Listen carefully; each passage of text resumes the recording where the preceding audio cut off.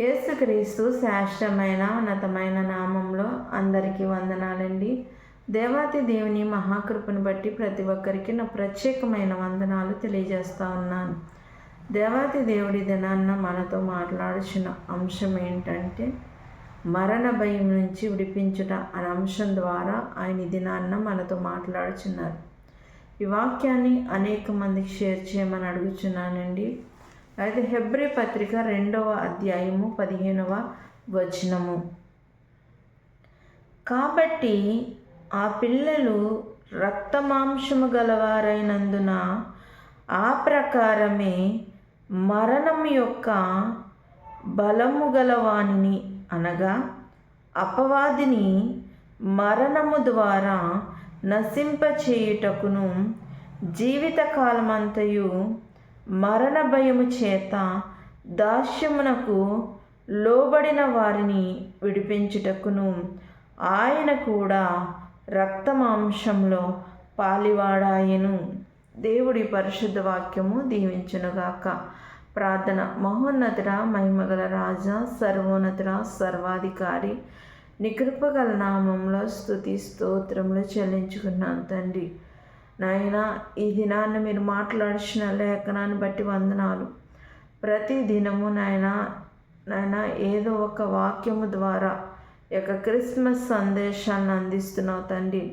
ఈ లోకానికి నాయన ప్రభా, నువ్వెందు నిమిత్తమైతే ఈ యొక్క పసిబాలుడికి వచ్చినావు తండ్రి, మేమందరము తెలుసుకుని చుండగా మా జీవితాల్ని మార్చండి, మా హృదయాల్ని తెరవండి. మా హృదయాలు నీ వైపు త్రిప్పుకొని నాయన మా జీవితాన్ని సరిచేసుకోవడానికి సహాయం దయచేయండి. మరి లోకరక్షకుడిగా జన్మించడానికి కారణము తండ్రి మేము తెలుసుకొని నాయన నీ వాక్యానుసారమైన జీవితాన్ని పొందుకోవడానికి సహాయం దయచేయండి. నాయన ఈ దినాన్న మాట్లాడుచున్న లేఖనాన్ని బట్టి వందనాలు.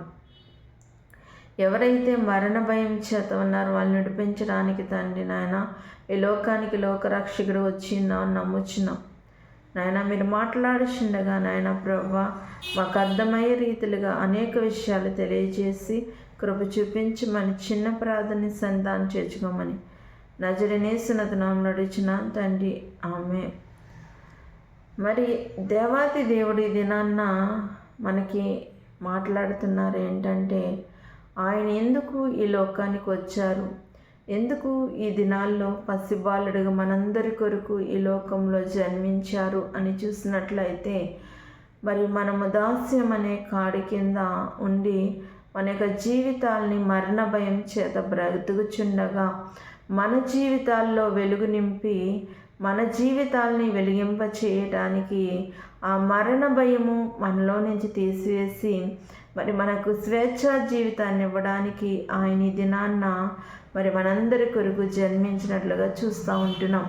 అయితే ఎవరైతే మరణ భయము చేత మరి బ్రతుకుచున్నారో వాళ్ళ యొక్క జీవితాల్లో మరి వెలుగులు నింపడానికి ఆయన ఈ లోకానికి వచ్చిన్నారు. ఇక్కడ చూస్తే కాబట్టి ఆ పిల్లలు రక్తమాంసము గలవారైనందున ఆ ప్రకారమే మరణం యొక్క బలము గలవానిని అనగా అపవాదిని.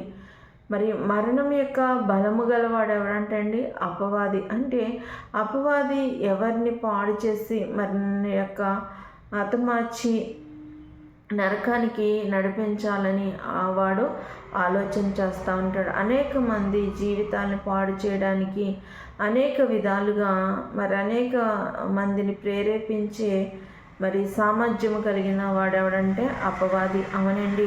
మరి దేవుడు ఏదైనా తోటని ఏర్పాటు చేసి ఆదాము అవ్వలను అందులో ఉంచి మరి ఒక చెట్ల మధ్యలో ఉన్న ఫలవృక్షం తినవద్దన్నప్పుడు మరి మొదట అపవాది ఎవరిని మోసం చేసిందండి? అవ్వమ్మని మోసం చేసింది. తన మాటల చేత మరి తన కుయుక్తి చేత మరి ఆ యొక్క అవ్వమ్మ గారి ఆలోచన విధానాన్ని మార్చేసి మరి దేవుడు తప్పు చేస్తున్న వ్యక్తిగా దేవుడు మరి ఏదో వాళ్ళ దగ్గర దాచినట్లుగా మరి ఆ యొక్క అపవాది అవ్వమ్మని మార్చేసింది కదండి. దేవుడు ఆజ్ఞను మీరి మరి దేవుడు తినొద్దన్న ఫలము తిన్నట్లుగా మనం చూస్తూ ఉంటున్నాం. అలాగా మరి మరణం అనేది మన యొక్క జీవితంలో రావడం ద్వారా అనేక మంది పాపము చేయడము, దాన్ని పరిహరించుకొని మరి సామర్థ్యము లేకపోవడము మనం చూస్తూ ఉంటున్నాం. అంటే సామర్థ్యం లేకపోవడం అంటే పాపానికి సంపూర్ణమైన పరిహారం లేకపోయిందండి. మరి పాపం చేయడము, ఆ పాపం నుంచి ఏదన్నా ఒకటి బలి గర్పించి విడుదల పొంది మళ్ళీ పాపం చేస్తూ విడుదల పొందుతూ ఉన్న అలాగూ కాదు. కానీ మరి సమస్తమైన మానవాళి పాపములని పరిహరింపబడాలి. ఆ పరిహరింపబడాలంటే ఈ లోకానికి లోకరక్షకుడు రావాలండి. ఆ లోకరక్షకుడు ద్వారా మరి లోకంలో ప్రతి ఒక్కరు చేసిన పాపములు పరిహరింపబడాలని మరి ఆయన ఈ లోకంలో రక్త మాంసంలో పాలువాడి ఉన్నారు. అంటే మరి ఆయన పరిశుద్ధాత్మ ద్వారా మరియమ్మ గర్భంలో ఉద్భవించినప్పటికీ కూడా మరి ఒక తల్లి గర్భంలో నుంచి వచ్చాడంటే మానవ శరీరంతో ఆయన జన్మించడం చూస్తూ ఉంటున్నాం. మరి మన యొక్క జీవితంలో స్త్రీ పురుషుల కలయికల ద్వారా మరి లోకంలో మనం జన్మిస్తున్నాం కదండి. మానవులుగా జన్మించిన మనల్ని ఏం చేస్తే మన యొక్క దేహాన్ని ఎక్కడైనా కట్ అయినప్పుడు మన దేహం నుంచి ఏమొస్తుందండి? రక్తం వస్తుంది. అలాగనే మరి యేసుక్రీస్తు ప్రభు వారు కూడా ప్రతి ఒక్కరి పాపం కోసం మానవ శరీరాన్ని మరి ధరించుకొని ఆయన రక్త మాంసంలో పాలివాడిగా ఉన్నట్లుగా చూస్తాం. అంటే ఆయన దేహంకి వస్తే ఏమొస్తుందండి? రక్తమే వస్తుంది. అందుకనే ఆయన భయంకరంగా కొరడాలతో చీల్చినప్పుడు, మరి ఆయనకు ముళ్ళ కిరీటం పెట్టినప్పుడు, పక్కలో బల్లెపు పోటు పొడిచినప్పుడు మరి ఆయనకి ఏమొచ్చిందండి? రక్తమే కదా. అంటే మానవ శరీరాన్ని ఆయన ధరించుకున్నాడు. మానవ రూపంలో ఆయన ఈ లోకానికి వచ్చి ఉన్నాడు. ఎందుకంటే నీ జీవితాన్ని, నా జీవితాన్ని మార్చడానికి, మన యొక్క జీవితంలో మరి గొప్ప కార్యములు దేవుడు చేయడానికి మరి ఆయన మానవ శరీరాన్ని ధరించుకున్నారండి ఈ దినాన్న. మరి మనం మరణ భయంతో బ్రతుకుచున్న మన యొక్క జీవితాల్లో ఆ మరణ భయాన్ని తొలగించి మరి స్వేచ్ఛగా మనల్ని స్వతంత్రులుగా ఆ మరణ భయం నుంచి మనం విడిపించడానికి ఆయన ఈ దినాన్న లోకరక్షకుడిగా జన్మించినట్లుగా మనం చూస్తూ ఉంటున్నాం. దాస్యం అనే కాడి కింద మరి భయపడుతున్న ప్రతి ఒక్కరు ఆ దాస్యం నుంచి విడిపించడానికి ఆయన ఈ దినాన్న మన యొక్క జీవితంలోనికి వచ్చిన్నారండి. అవును, మరి అలనాడు ఇశ్రాయేలు ప్రజలు ఐగుప్తు బానిసత్వం కింద మగ్గుపోచినప్పుడు ఆ యొక్క బానిసత్వం నుంచి విడిపించడానికి దేవుడు మోషేను అహరోనును వెన్నుకున్నాడు కదండి. అలానే మరి ఈ దినాల్లో మన యొక్క పాపమును, మన యొక్క జీవితంలో మరణ భయము, ఆ దాస్యము కింద నలిగిపోతున్న జీవితాల నుంచి విడిపించడానికి స్వయంగా యేసుక్రీస్తు ప్రభువారే మానవ శరీరాన్ని ధరించుకుని లోకానికి వచ్చి మరి అనేక మంది సువార్తను వెదజల్లి మరి అనేక అద్భుతాలు ఆశ్చర్య కార్యములు చేసి మరి సువార్తను వెదజల్లి ప్రతి ఒక్క మానవ పాపము నిమిత్తమై ఆయన శరీరాన్ని పణంగా పెట్టినట్లుగా చూస్తూ ఉంటున్నాం కదండి. మరి యేసుక్రీస్తు ప్రభు జన్మించడానికి కారణం ఏంటి? మరి ప్రతి పాపాన్ని పరిహరించి ప్రతి ఒక్కరిని రక్షణ మార్గంలో నడిపించి ఆ యొక్క పరలోక భాగ్యాన్ని మనందరం పొందుకోవాలని ఆయన ఆశపడుతున్నాడు. ఈ దినాన్న మరి మనందరి కొరకు మరి జన్మించిన యేసుక్రీస్తు ప్రభువారు మరి ఆయన చెప్పిన రీతిగానే మరణించి ఆయన 3వ దినం లేచి మళ్ళీ శిష్యులకు ఆయన మరి 11 సార్లు ప్రత్యక్షమయ్యి మరి ఈ 40 దినాలు ఈ యొక్క భూమి మీద ఉండి మరి ఆయన ఆరోహణమై వెళ్ళిపోయి మరి మనకి తెలియజేసిన మాట ఏంటో తెలుసండి? మీకు స్థలాలు సిద్ధపరచడానికి నేను వెళ్ళి ఉన్నాను, మీరేమీ కలవరపడకండి, నేను స్థలం సిద్ధపరిచి మళ్ళీ వస్తాను అని ఆయన మనకు అభయాన్ని ఇచ్చాడు. అలాంటి దేవాతి దేవుడు మనకు అభయం ఇచ్చారు కదండి.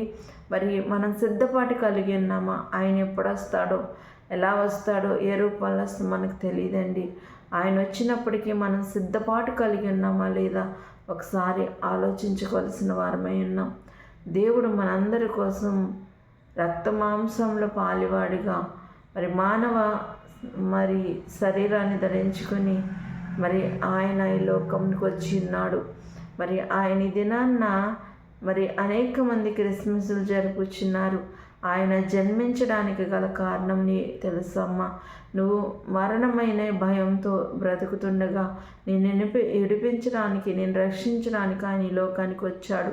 కాబట్టి ఈ స్వార్థను అందరికీ చాటి చెప్పి అనేక మంది జీవితాలని క్రీస్తు వైపుకు త్రిప్పేవారుగా ఉండడానికి పరిశుద్ధాత్మని యొక్క వాక్యం ప్రతి ఒక్కరి జీవితాల్లో ఫలింపచేయునుగాక. ఆమేన్. ప్రార్థన. మహోన్నతుడా, మహిమగల రాజా, సర్వోన్నతుడా, సర్వాధికారి, నీ కృపగల నామంలో స్తుతి స్తోత్రములు చెల్లించుకుంటున్నాం. ఇది నాన్న మీరు మాట్లాడిన లేఖనాన్ని బట్టి వందనాలు, స్తోత్రాలయ్య.